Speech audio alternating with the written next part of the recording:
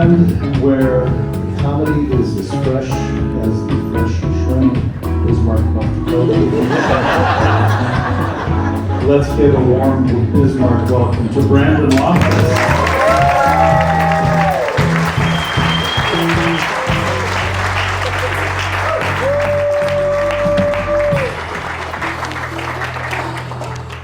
Thank you, everybody, for coming. This is blowing my mind. Look at, we got Bismarck to show up, Fargo to show up. Come on, give it up for Fargo even, yes. Give it up for our host, Joey Bolin. Don't clap if you're a virgin. Joey, I feel like you did a great job hyping the crowd up. I felt like you really got everybody warmed up, riled up. I appreciate that. My goal. And I speak to being a hype man. It's not super easy to be a hype man, and I speak to that with some level of authority. I was a hype man one time. I used to live in Colorado, and I was in Denver, and this pastor that I was friends with was putting on a Christian concert. Any fans of Christian rock in here? Wow, okay. Normally it's dead quiet.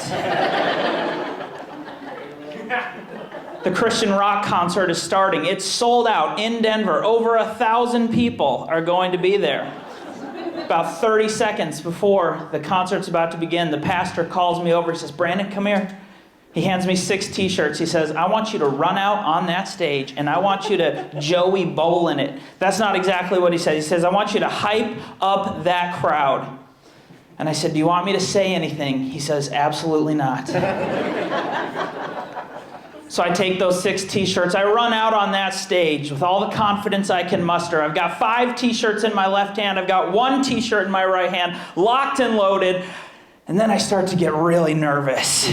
I got 1,000 Christian eyes staring me down, wondering what I got for them. I've got this t-shirt.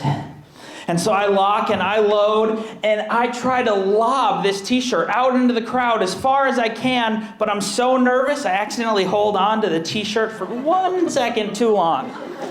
And in the front row, I beam a little kid in a wheelchair. Not my finest moment. To the people in the crowd, too. The hard part is you can't tell if somebody just messes up a throw accidentally. I just looked like a terrorist. Like I ran out on stage, picked whoever I hated, and was like, "Nice wheels, bam!" I got super nervous then. I took the t-shirts, I just sort of dumped them in front of the security barrier, ran off. Like I said, not my finest moment. So Joey, thank you. Thank you for doing what you did and for not beaming anybody. We appreciate that. I'm from Bismarck here. I'm a bit of a city boy. I have some cowboy in my lineage. My uncle, he actually used to be a bull rider. He divorced her pretty quickly, though.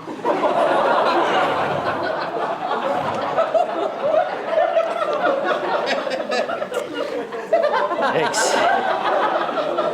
My wife, though, she's got some cowboy. She's got some cowboy in her lineage. They've got farms, they've got horses. Recently, we went down to the family farm. They had a new colt, and C-O-L-T, C-U-L-T, there's a bit of a difference. They had a new pony, we'll say. They're strong animals. I didn't know that. And I've got the horse by the rope, and they've got it in the front yard of the house, and this pony is dragging me around. Not my finest moment, very embarrassing. I look over and her grandpa, the consummate cowboy, is standing there with his arms crossed, shaking his head. Mixture of hatred and disgust on his face. And then it just gets worse when I look over and I say, "Should I drop the horse leash?"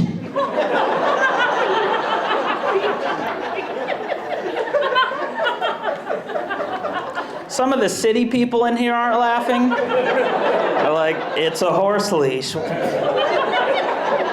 It's called a lead rope, I found out later. That would have been nice to know. That man died when he was 90 years old. And to the day he died, he did not believe that gay people existed. But at that moment,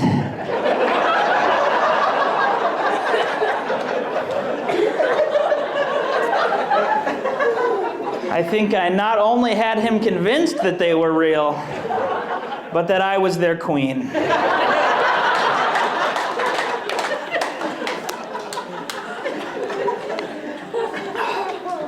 I'm getting older. I'm almost 30. I'm getting to the age where it's getting tough to sneak up on my wife, because every time I get into the crouch position, try to sneak up on her quietly, it just sounds like my joints have been replaced by dry spaghetti noodles, just cracking in half with every step. That's tough. Getting to the age where when I drink, me and my friends only take shots of Pepto-Bismol. You ever had a virgin Pepto on the rocks? It'll change your life. I'm getting to the age where friends with benefits means that all my friends have 401ks and health insurance. And I'm getting to the age where when I bend over and my butt crack shows, I don't care anymore. Just take a look. You know what it looks like, so it's all there. I wouldn't have been embarrassed by Joey's story. I've been getting upset thinking about butt crack lately. Such a double standard. Why is cleavage considered sexy and butt crack is considered embarrassing? It's the same thing. It's just a crack between two lumps.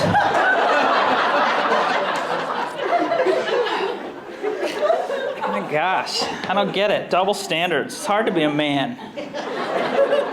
Hard to be a white man.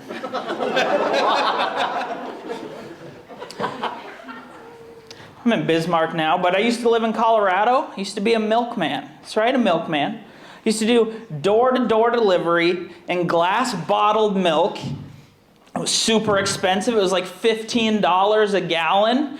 We like to say as milkmen that our customers were actually a great reflection of our milk. They were rich and white.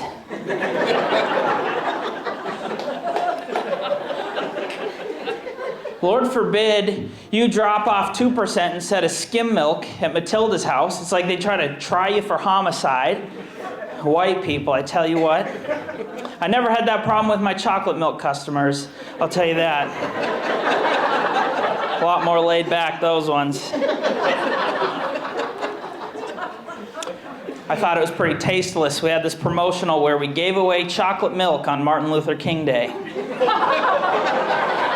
Just thought I'd mention that one. We good, Reggie? We're good?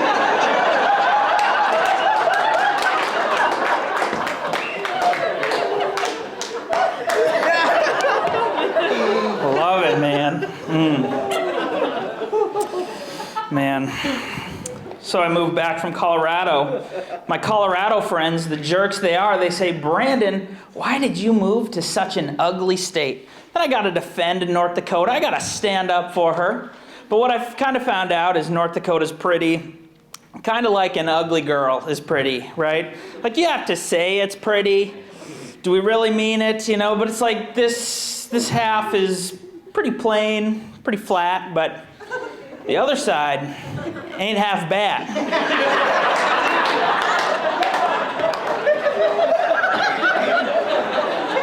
That's right. Love me a good North Dakota joke. You guys know the one about the buffalo. What did the father buffalo say to the son as he was going off to college? Hi, son. No, I like to think he said, "When did we learn English?" The alternative ending to that joke, this one's for me. You might not like it, but don't go into crippling student debt for a liberal arts degree, son. Just good fatherly advice right there. So, man, I am married. Sorry. She's been looking at me this whole time, so I just wanted to let you know this isn't going anywhere. My wife is here. Please respect her. Please respect the boundaries we've set on our marriage. Man, we love to cuddle. We were cuddling recently. We were cuddling so hard, it was hard to know where I ended and where she began. I went in for the kiss, and I kissed myself. That's how intertwined we were. That was weird. All of a sudden your hand is wet unexpectedly, and it was the gentle touch of your own supple lips. What's going on there? Man. She sends me to the store.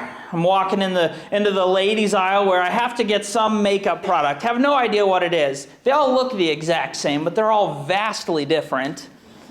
It takes me about 20 minutes to find the one product, and then I go into the men's aisle. I don't even look anymore. I just grab one off the shelf, check out. I get home, I look, oh, it's the men's 5-in-1. 5 products in one. It's body wash, shampoo, conditioner, toothpaste, breakfast. I mean, 5 minutes, I hit the floor, I'm out the door, I'm fed. Later, I'm changing the oil with the same stuff. Called something ridiculous like gun smoke breeze, you know? Man, I love that. I love being a man. It's actually way easier. But I got one complaint. Marriage has been really good to me, to preface. But I do have one little complaint, and it's I shave in the bathroom, you know, and I clean up after myself, but I get a whisker or two left behind, and I hear about it. But do I say anything? When I step into the shower and there's shag carpeting on the walls, and I'm standing ankle deep in tepid bath water, because the drain is always clogged. And then you're looking, you're like, why aren't you bald? You got so much hair on the walls, so much hair on your head. Where in the world is it coming from? It defies explanation. Man. But yeah, marriage is great. We play this game, me and my wife. It's called Sexy Librarian. Just gonna take a sip, let you sit with that. It's called Sexy Librarian. It's where we crawl into bed, and she reads a book while I sit there quietly.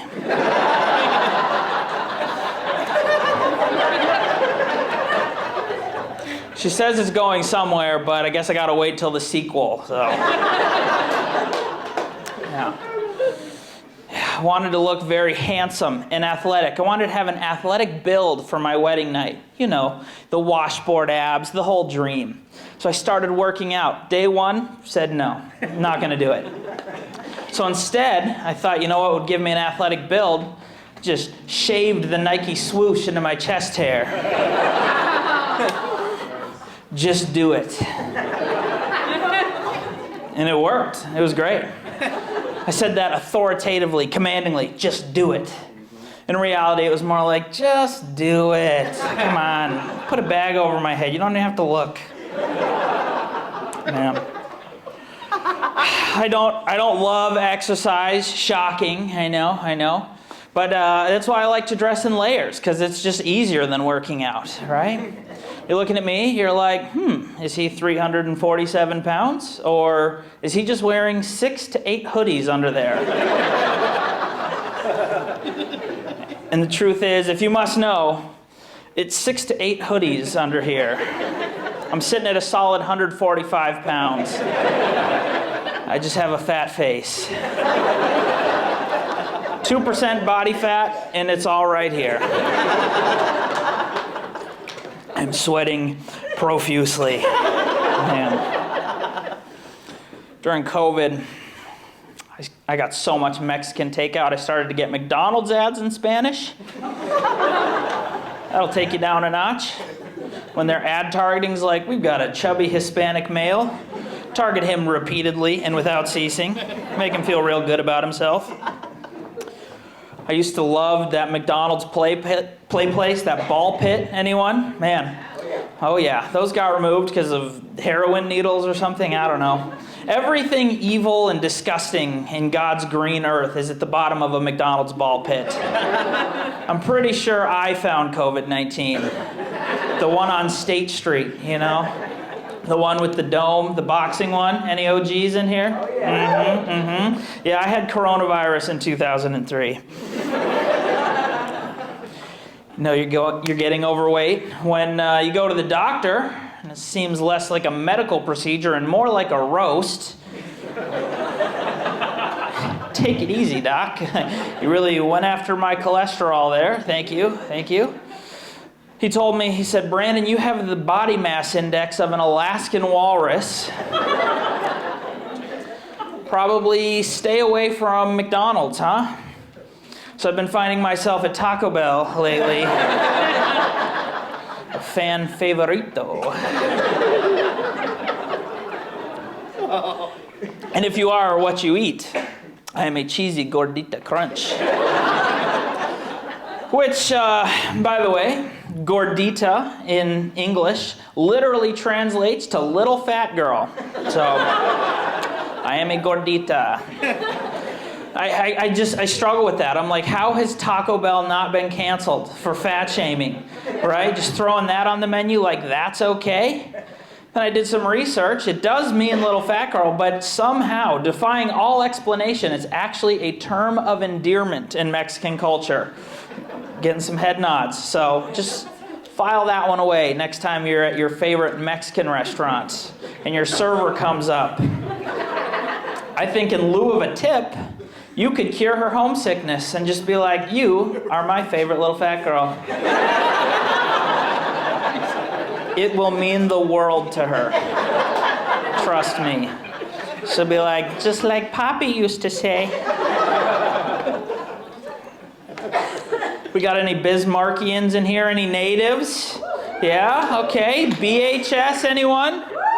Ooh, okay. CHS? Okay. We don't care about legacy. That's too new, too rich. They don't know what struggle is on the streets. We have another couple of schools. They're less known, but this is true. They're downtown, and it's my favorite high school rivalry. Forget CHS, forget BHS. My favorite high school rivalry, School for the Blind versus the School for the Deaf. You should see that homecoming game. Man, one side has some trouble staying inside the lines. Another side has some trouble, stopping at the whistle. So I worked up the courage in high school. I said, you know what, I'm going to ask one of these girls out from the School for the Blind. She doesn't know what I look like. And she reached up. She tried to touch my face to see what I looked like. She accidentally skimmed my breast. She said, oh, sorry, I'm not a lesbian. My voice wasn't very deep then. It still is not, actually. So then I decided, you know what, I will ask out a deaf girl. So I slid a note across the table, check yes or no. Will you go to prom with me? She gave me some sign language that was pretty universal, and just one finger was not a thumbs up. It meant no, that's for sure. So, I've been nude in public a couple of times. Transitions are hard. First time, I was a kid. It was Raging Rivers. Any fans of Raging Rivers in here? Yeah. So, we got the top tower. We got the top tower with the two slides, the one that's just like straight down, chucking kids off to their demise. We got the other one, it kind of bumps as it goes down. I'm 10 years old. I work up the courage to go down, not the straight down, but just the one that's bumping.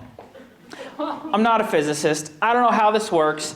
I'm going down the slide. I end up face down. You start face up, feet first. I end up face down, head first. God strike me dead if I'm lying. That happens. And then you're going so fast that by the end, you stand up and you realize that the jet of water has worked against your waistband.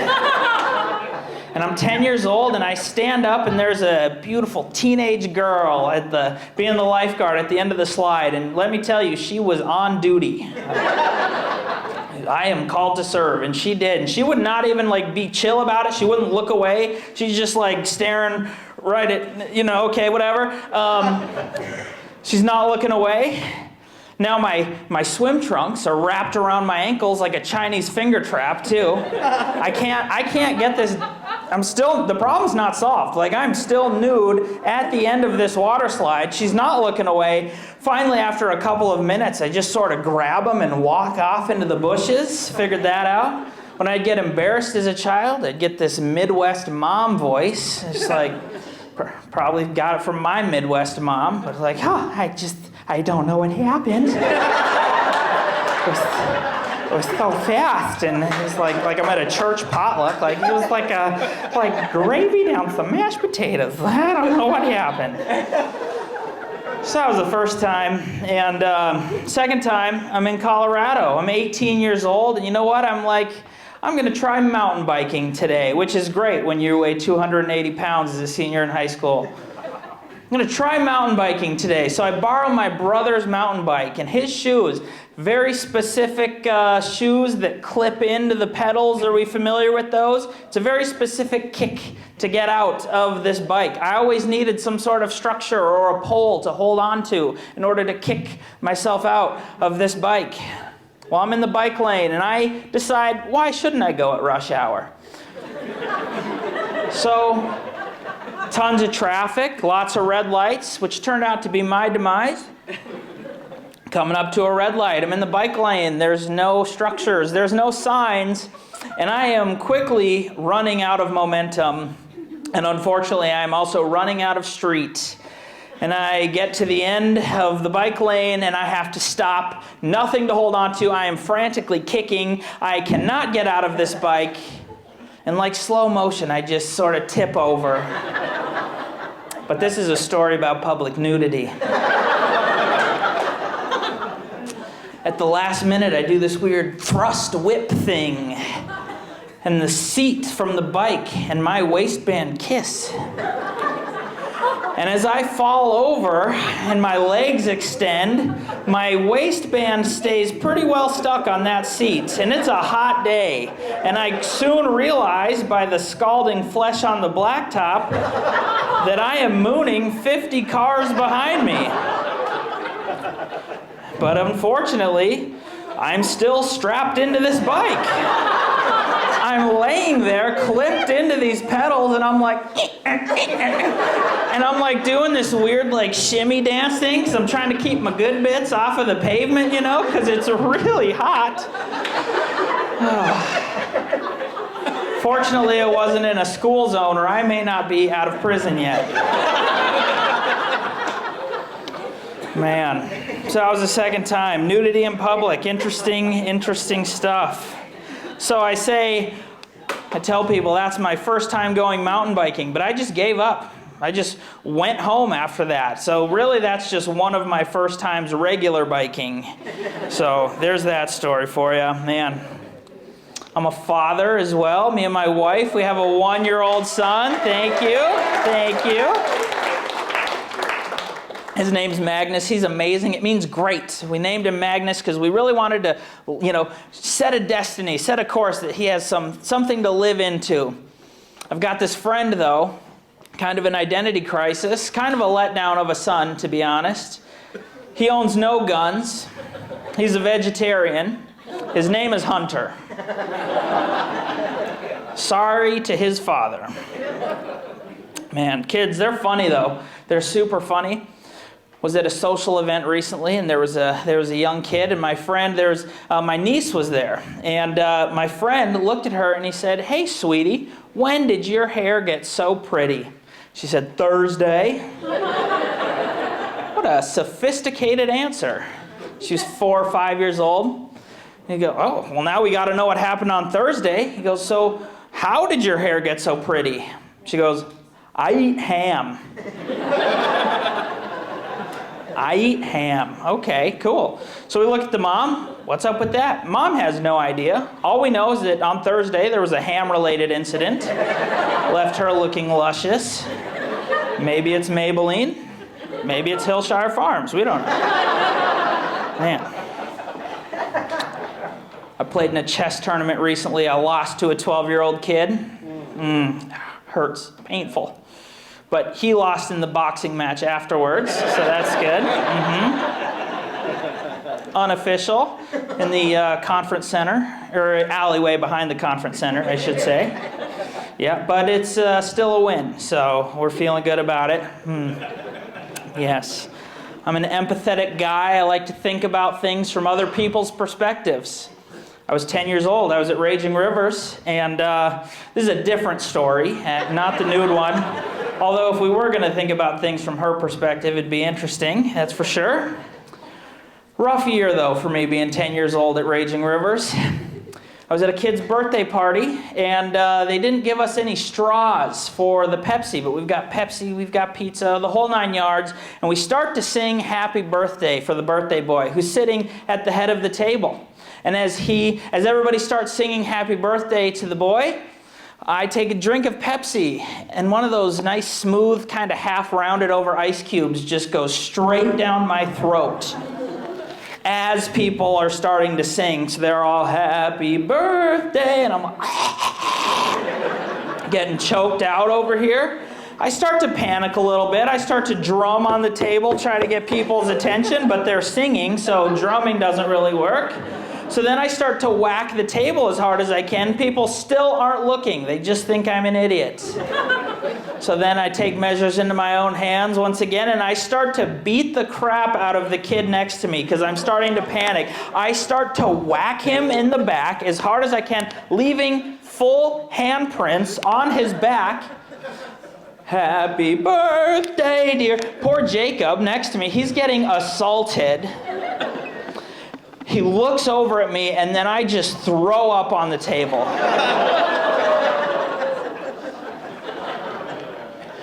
Talk about other people's perspectives. That kid's just enjoying a nice birthday with his friends. And then first-degree attempted murder happens, and then he gets thrown up on. What a bummer. What a bummer of a day for him.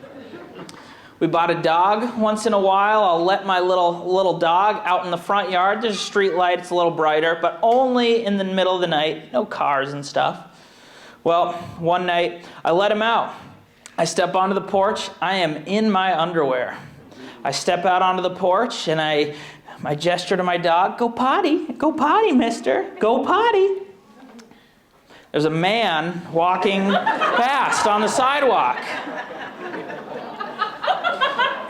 My dog never came outside. He refused. And I think about that from his perspective. He looks over and he's like, wow, that albino walrus just came out, said, go potty, go potty, go potty, then wandered back inside. I think it's a redemption story. He's probably coming home drunk from the bar and probably never touched the sauce again. So I cured his alcoholism. I'm a good man. I am. Not a hero like Joey, but I wouldn't say I am guilty of murder. I would say involuntary manslaughter is about the best that they could get me on. My wife used to work at a nursing home, and the cool part about this is that we share a Spotify account. So she could play, Johnny Cash, Elvis Presley, and I could just throw one up in the queue. And at unexpected moments, my song would start playing. Well, as the story goes that my wife almost lost her job, it was bingo day. And I've queued up a song, and Laverne looks over and goes, Jerry, what's that sound? Let the bodies hit the floor. Let the bodies hit the floor. Let the bodies hit the... If you know the rest of the song, I will guard your eardrums, but let the bodies hit the floor. And there's some screaming, and apparently the bodies did hit the floor. So again, not murder, but involuntary manslaughter. But like my dad always said, you can't spell slaughter without laughter, right?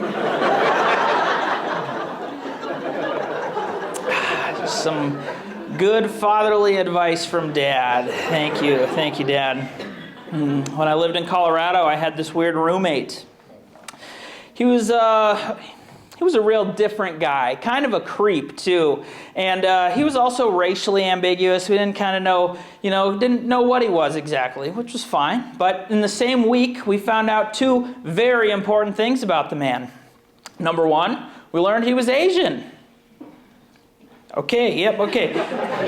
We learned he was Asian. Yeah, I think, okay. And number 2, we learned that he was a pedophile. And I moved out as soon as I learned he was Asian. Man, that joke has aged well since COVID, let me tell you. Man, so my roommate's mom, she spoke no English. She knew 3 words. It was hi, how you. Nothing really got through in English when you would tell things to her. So I'd get off of a shift delivering milk, and she'd go, hi, how you? I'd tell her. It took me about 2 weeks to figure out that nothing was getting through. Well, one night I get off of work, I come home, and I'm sorry about this one. I answer nature's call and I clog the toilet, is what happens. And I look for the plunger, and it's not in any of the natural places where one would expect to find a plunger. It's not in the bathroom, it's not under the sink, it's not in the linen closet.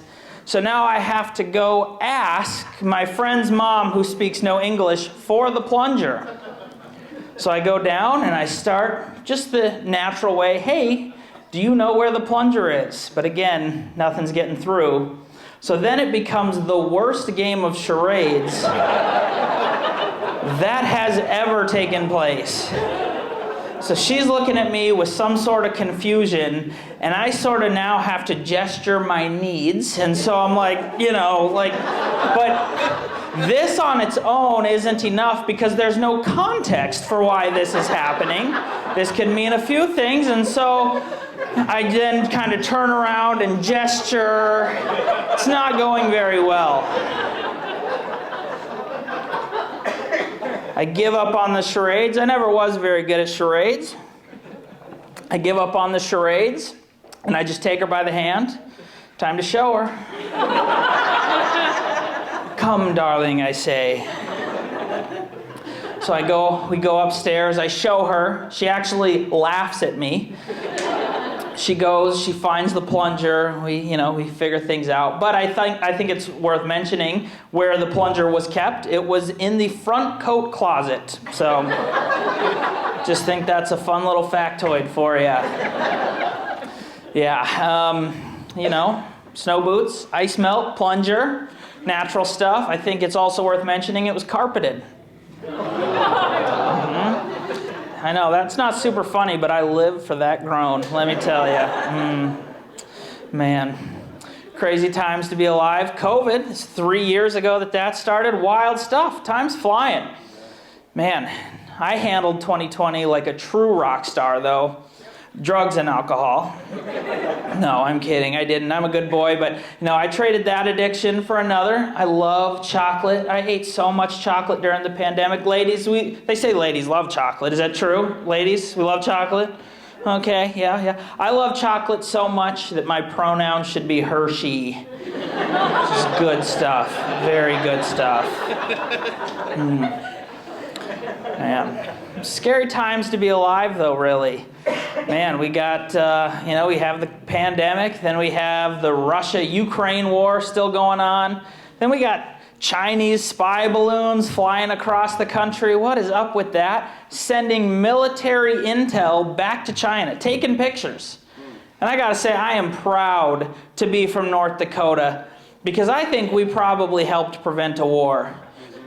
Chinese, they start sending back pictures, of Washington and Oregon. They're like, they don't even have police. Like, what are they going to do?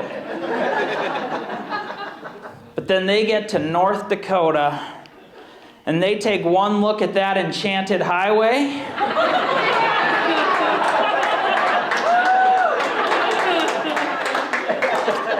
They think we're running some sort of mad science experiment up in here. They have men 40 feet tall.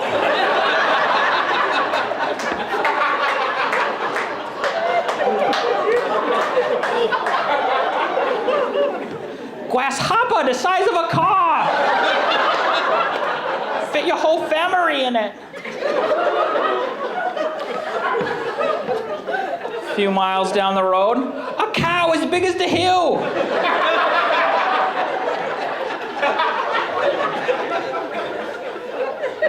They skip over Bismarck, get to steel. The largest sandhill crane in the world.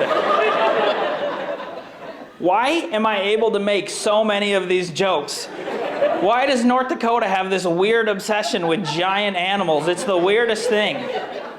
Then you get to Jamestown and they've got a buffalo the size of an 18-wheeler. That's terrifying. And Botno, a turtle riding a snowmobile.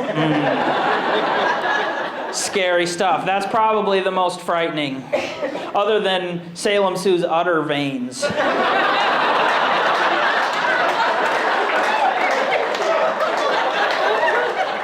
Why do we go for the realism on that? Gosh.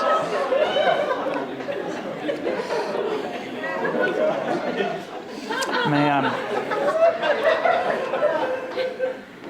So I'm just proud to be from North Dakota, let me tell you. I think we stopped World War III from breaking out. You know, they look at Washington, they look at Oregon, 1,000 Chinese soldiers, they land on the beach, someone calls 911. What are they going to do? They're going to be met by 1,000 social workers, you know? Come out, my name is Tim.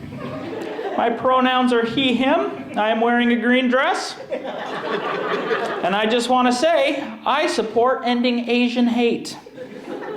Cool. Face the wall is what they would say. So, not very effective. I need a volunteer for this one. Anybody feel like coming up? Anybody at all? Anybody? Okay. I need someone a little older with maybe a father figure. I'm sorry. Is it Lucas? Reggie, I need you in my life. Please come up here. Recently, I was on Instagram, and I was contacted by none other than Elon Musk himself. Now, I soon found out that this was not the real Elon Musk, but a scammer. And I was actually at Mighty Mo, where Brian claims to be. And I was working on my stand-up set. Then I get this message from fake Elon Musk and proceeded to spend the next 2 hours messaging fake Elon Musk. And some of you have seen this transcript on Instagram. But I have given it a little bit of an abridgment. It's a little shorter. Cut out some of the fluff, you know, some of the introductions, and me and Reggie are going to enact it for you here today. So, Reggie will be reading for Elon, and I will be reading for the part of Brandon. Give us 1 minute, okay? They're expecting big things here, okay? So, don't let them down. Accents, whatever. Okay. All right. Elon. Hello, Mr. Brandon. Very good. Hi, Elon. I have dreamt of this moment for so long. How is SpaceX? It's good, Mr. Brandon. I have exciting opportunity for you. I hope I can trust you. One of my friends told me I am very trustworthy, and I trust him. Excellent. Have you ever tried Bitcoin? No, I've only ever tried marijuana.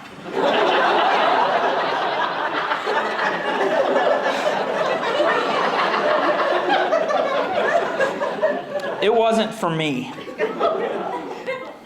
It's not drugs, Mr. Brandon. It is helpful and beneficial business opportunity. Is it like Cole's Cash? No, Mr. Brandon.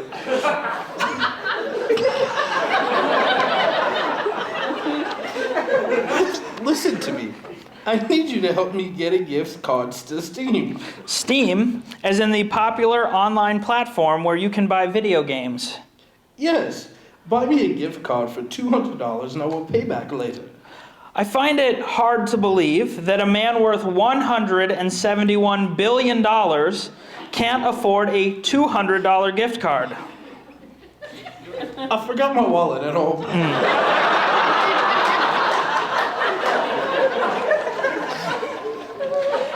At this point, about 15 minutes had passed since I messaged Elon, and my phone dings. It's Elon. Hurry up, I need it. Do you have a credit card? Yes. Snap a picture of the front and back of the card and send it to me. Okay, hold on. I'm waiting. I'm trying.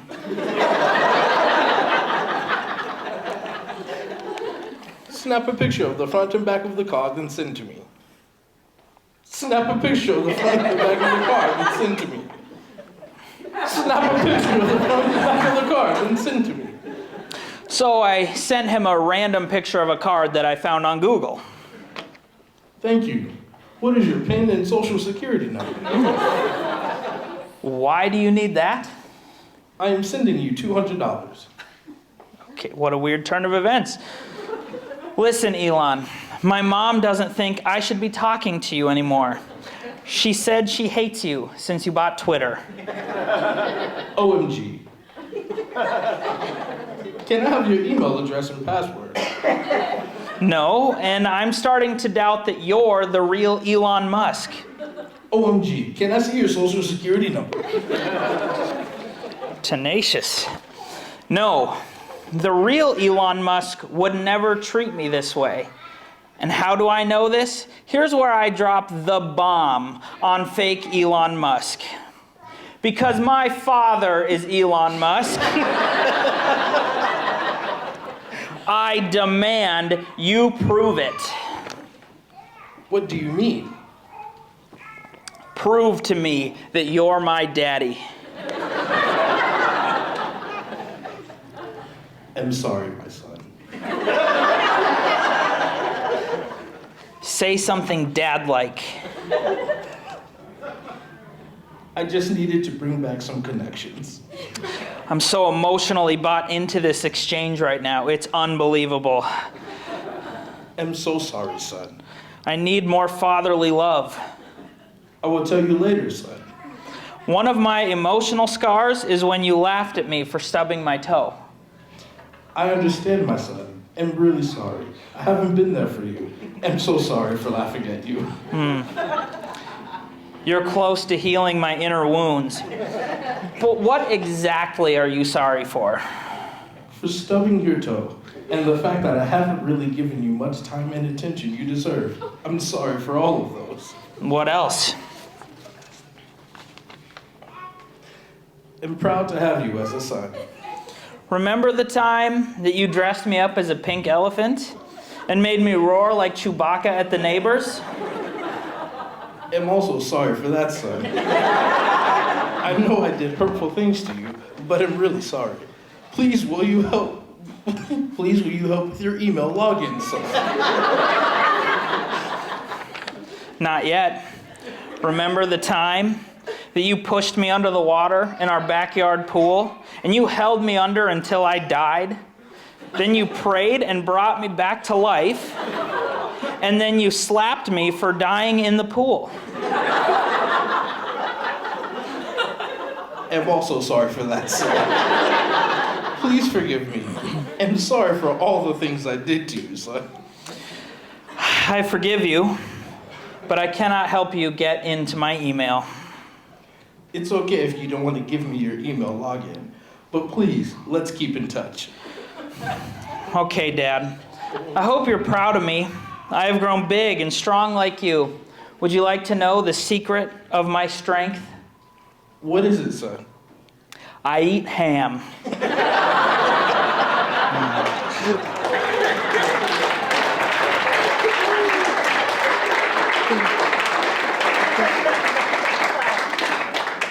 I thought that was going to be the end of my messages between myself and fake Elon Musk.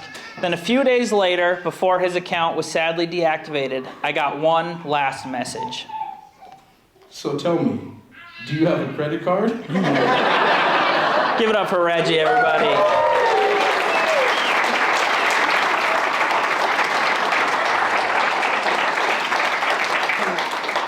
You're not a dad yet?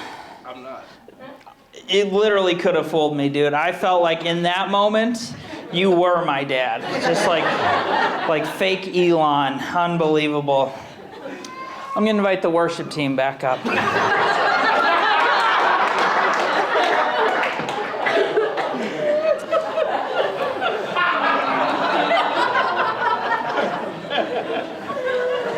It's time to repent of the sins that Joey talked about earlier. Oh man, no. Listen, I've never tried this. This could go sideways any number of ways. Feel it, everybody. We're gonna do some crowd work. I want to get to know my friends in here tonight. I want to get to know you. So I'm gonna ask you some questions, everybody. But here's what I want. I'm not actually gonna sing. Here's what I need. I need you to tell me the details of your life. So what I want you to do, I don't know why I'm talking like this. I'm just feeling it tonight. I'm gonna ask you some questions. And I want you to respond, but I want you to respond on beat. And I'm gonna single you out and I'm gonna make you really uncomfortable and we're just gonna do it together, okay? All right. All right. We're gonna go to you. What's your name? John. Sing it out. What's your name? John. Amazing John. What do you do for a living? I'm an engineer. He's an engineer. I'm an engineer. He's an engineer. You got it. What kind of things do you engineer? Apps. He engineers apps. That's really cool. And what's your name? She says no. What's your relation? I can't get that high. We gotta get to Jody. Get to Jody. Hey. Please reintroduce us. What's your name? Jody. Oh, and Jody, what do you do? Diagnostic miracle. Oh, that's wonderful. I don't know what you said. Could you say it just one more time? Miracle. Diagnostic ultrasonography. Okay. What's your 3 favorite hobbies? Reading. Sex, but I don't get that very often. Sorry. And I don't know. Music. We're gonna move on. I ain't gonna touch their love life. He had it coming though. He threw her under the bus. Yeah. Why'd you look away from me? It's you and me. Just picture us all in our underwear. Takes away the nerves. What's your name? Michelle. What do you do? Nothing. What do you mean by nothing? Nothing. Ever. You're a sugar mama. Or no, you have a sugar daddy. Is that Joey? We got a sugar daddy. Now, I got a good feeling about this one, ladies and gentlemen. You know the question is coming. What's your name? Jimmy. What do you do, Jimmy? I'm retired. He's retired. How long have you been retired? 5.5 years.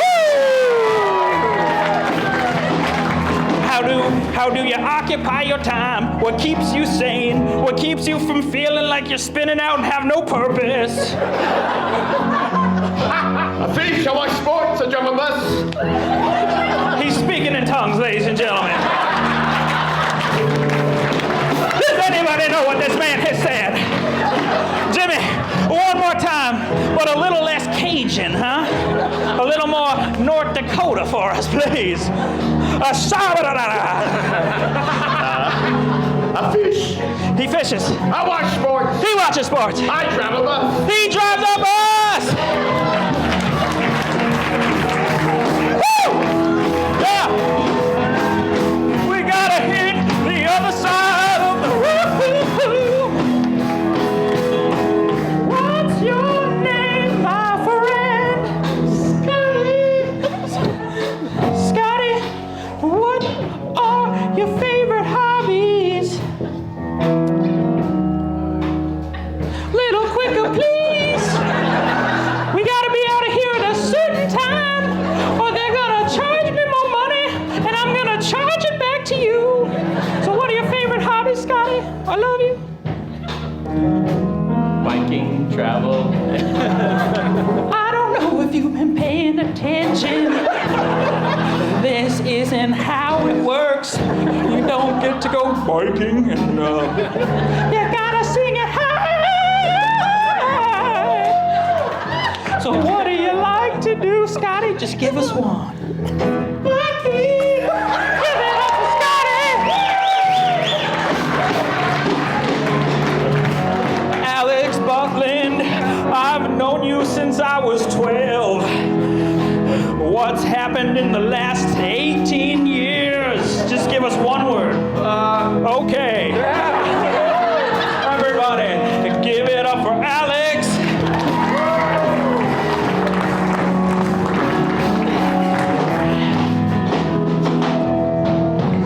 What's your name, my young friend? Lucas. No, I already chewed someone out for not playing. So what's your name? Sing it out. Lucas. He's been wanting to participate. So here's your opportunity. What do you do? Ranch. He ranches. Thought we were going to talk about school. Because you look like you're 12. How old are you? 12. You're 12. Very nice. What's your favorite subject? Science. That's not how this works. How many times do I have to tell you? Science. Science. Very good. Everybody thank Lucas for playing along tonight.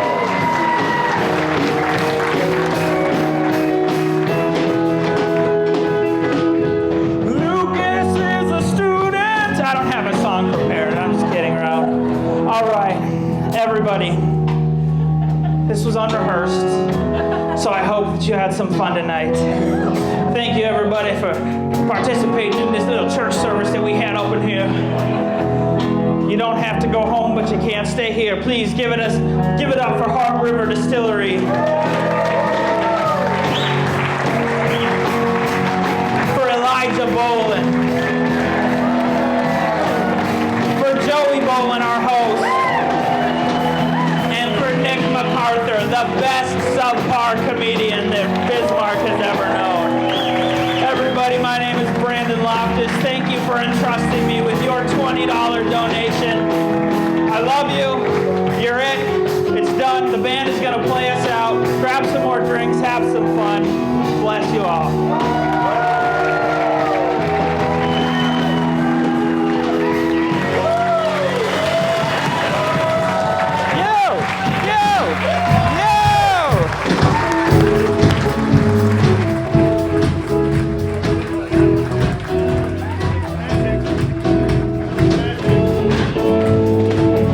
That was so good, dude. Good. I had fun, man.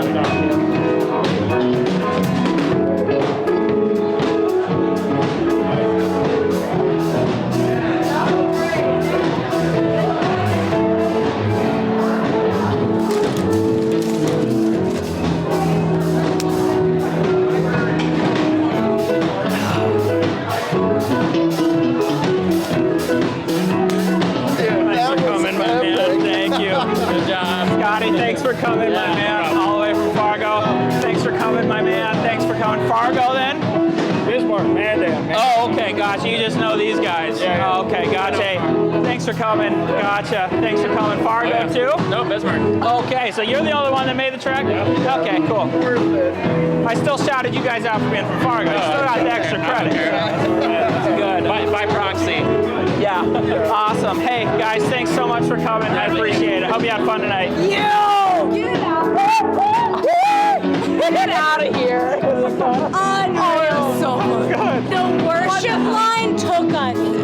I'm still laughing. We're all still laughing. Good. Unreal. I like to invite the worship team back up.